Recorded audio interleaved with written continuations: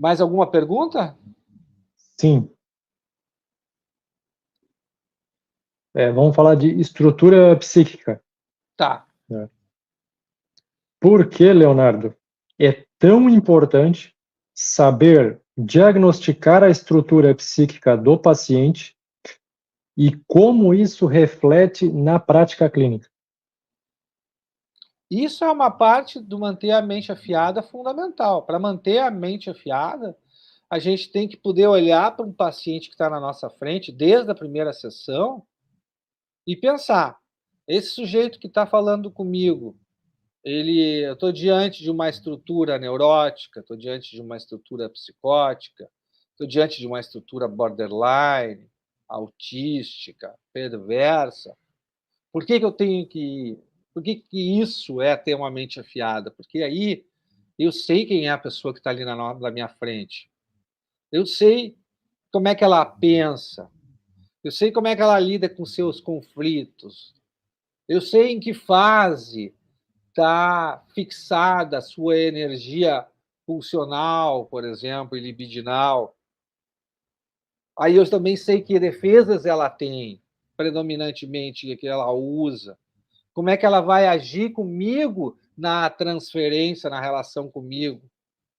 Porque isso vai me dar elementos para poder intervir do jeito certo, específico, personalizado, num atendimento premium para aquela pessoa, mostrando toda a minha especialidade, todo o meu conhecimento, valorizando o meu trabalho, porque aí ela vai ver resultado naquilo que eu vou ajudar ela a enxergar os seus problemas, vou ajudar ela a ressignificar o que ela está vivendo, as experiências emocionais dela. E tudo parte do diagnóstico, tudo parte do diagnóstico. E não é o diagnóstico psiquiátrico de CID-11 ou de DSM-5, não é desse diagnóstico que eu estou falando, apesar de não fazer mal nenhum conhecer esse diagnóstico, mas não é desse diagnóstico que eu estou falando. Estou falando do diagnóstico psicanalítico, das estruturas. Porque esse diagnóstico psiquiátrico ele fala somente de uma descrição de sintomas, né? O das estruturas, não. O das estruturas é como é que funciona a mente do paciente. Como é que estão organizadas as emoções, as pulsões, as paixões, o ódio, os objetos internos. Aí a gente vai integrando as teorias psicanalíticas, a freudiana, que é pulsional, como é que estão organizadas as pulsões, que defesas o sujeito usa, a teoria das relações do objeto, da Melanie Klein, né, como é que estão os objetos internos e as defesas que o paciente usa para lidar com esses objetos, ou a teoria mais bioniana, que está mais preocupado em saber como é que o paciente lida com os próprios pensamentos.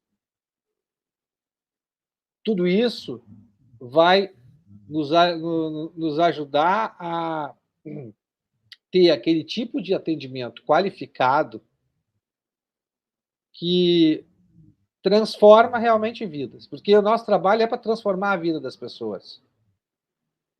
E tem de psicólogo frustrado porque não consegue nem ver que está transformando vidas. Às vezes até está, mas não vê, porque não consegue diagnosticar as estruturas dos pacientes e muitas vezes espera resultados errados de estruturas diferentes.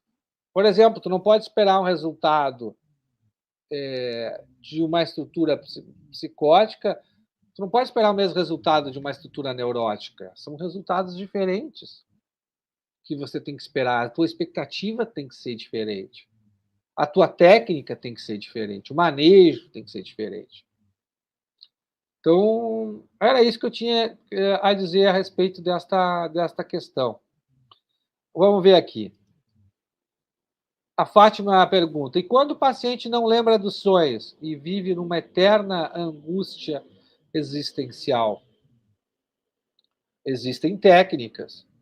E no workshop, Sonhos, Cinema e Psicanálise, eu falo, né, da maneira como você pode ajudar o paciente a lembrar dos sonhos.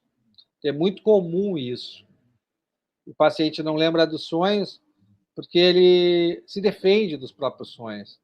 Ele está numa angústia existencial eterna, e quando ele começar, muito dessa angústia dele está presente nos sonhos dele. Então, também ele não entra em contato com esses sonhos, provavelmente para não entrar em contato com essa angústia. Porque senão ele vai ter que ver o que fazer a respeito disso.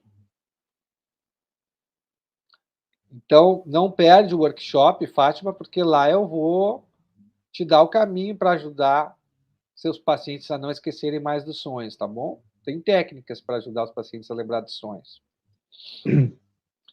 O Luiz Otávio diz assim: existe uma graduação de psicanálise ou somente a formação? Há um conselho de psicanálise? Oficialmente, não existe. A psicanálise não é reconhecida enquanto profissão, tá? Então, tem formações em psicanálise, que são as chamadas oficiais, que seguem a IPA, que é a Associação Internacional de Psicanálise do Freud, e tem as não oficiais, que tem muitas por aí.